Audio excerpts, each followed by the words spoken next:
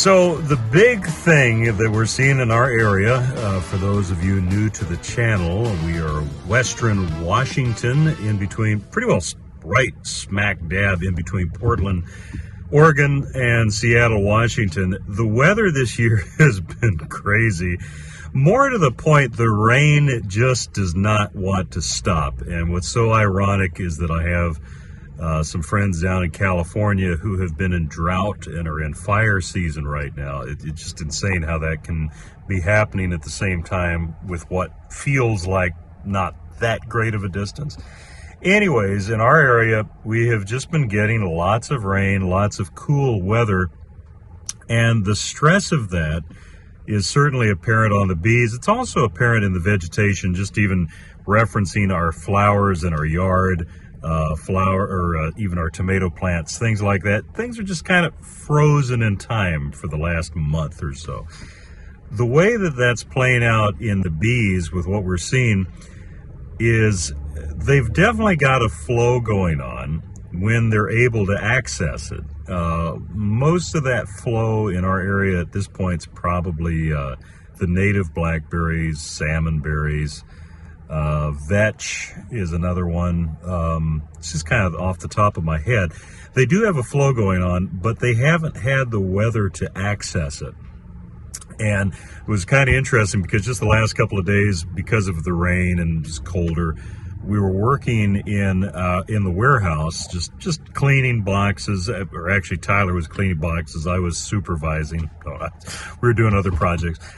And it was amazing to me to see the quantity of robbing that was going on. Bees were just robbing like it was fall, like there was a dearth, even though there's not a dearth. So you realize that, there's a couple of signs just right there of the stressors on the bees.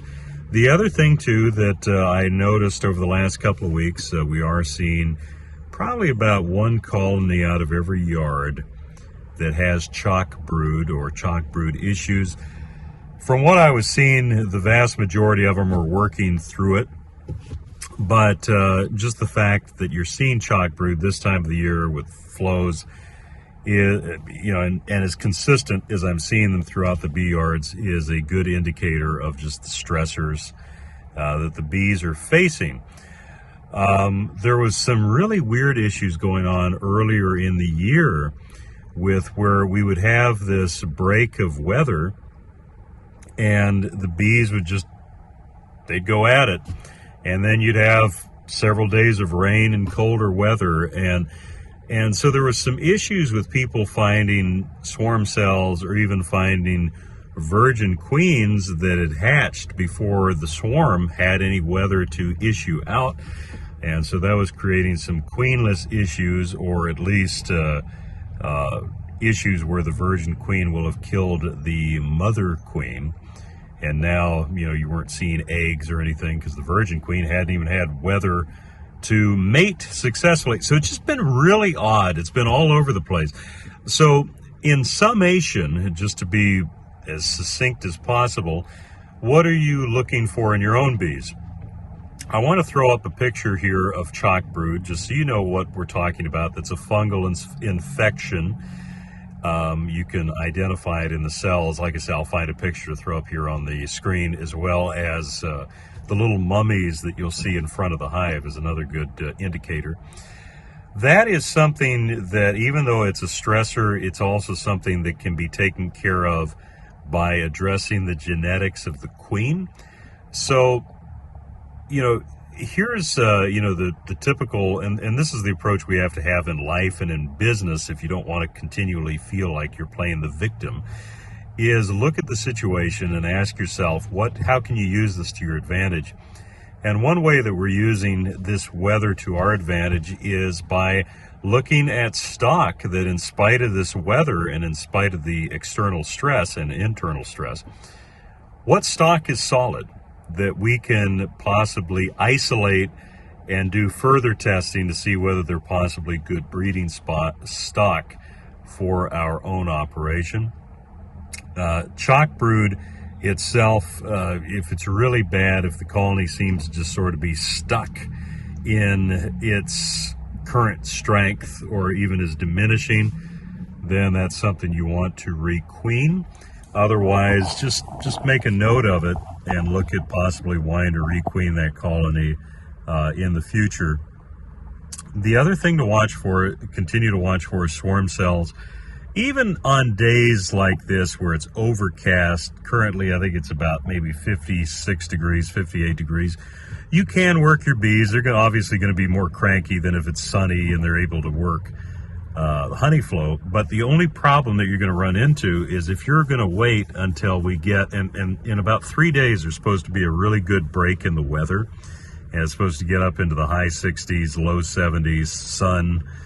If you wait until then, your bees may leave before you have a chance to break down any swarm cells that they've created. So, you know, if you get a day, it's not pouring rain, it's milder, even if it's in the 50s, high 50s, low 60s, go out, check your bees for swarm cells, and just prepare yourself for trying to get them out of that swarm thinking mode and get them focused on honey production. Because I don't want to say it too soon, but if the weather clears up, and as long as we don't get a bunch of scorching weather, heat-wise, this could actually turn out to be a really good honey flow. But once again, this last week we were not in the field. We were catching up with some stuff around the farm. So this week coming up, we're going to be out in the field, and I'll be able to give a little bit more of a indication of what we're seeing. Even when we were out supering a couple of weeks ago, in spite of the weather, I was amazed at the honey they were bringing in. They had a decent flow going on. The big thing we were working on was trying to address the stronger colonies that had swarm impulses, and we're just pulling brood and bees out of that to avoid losing them, and also our honey production. So anyways, it's kind of some things to watch for. It's just been a crazy year, but also that's the nature of beekeeping. It's the nature of agriculture. So yeah, just check for swarm cells, check your bees' overall health, and go from there. And you know, fingers crossed for it ending up being a decent honey production year, but time will tell. Soon as I shut the camera off, I remembered one other thing, and that is, look up, if you're so inclined, the USDA Bee Testing Lab.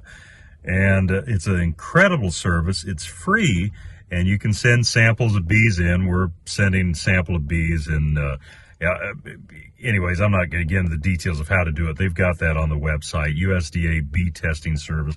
But we're sending in some samples to just test what our viral loads are looking like. Our varroa mite count, when we checked last year, 3-4 weeks ago, we're looking good. But just remember, it's always best to play proactive.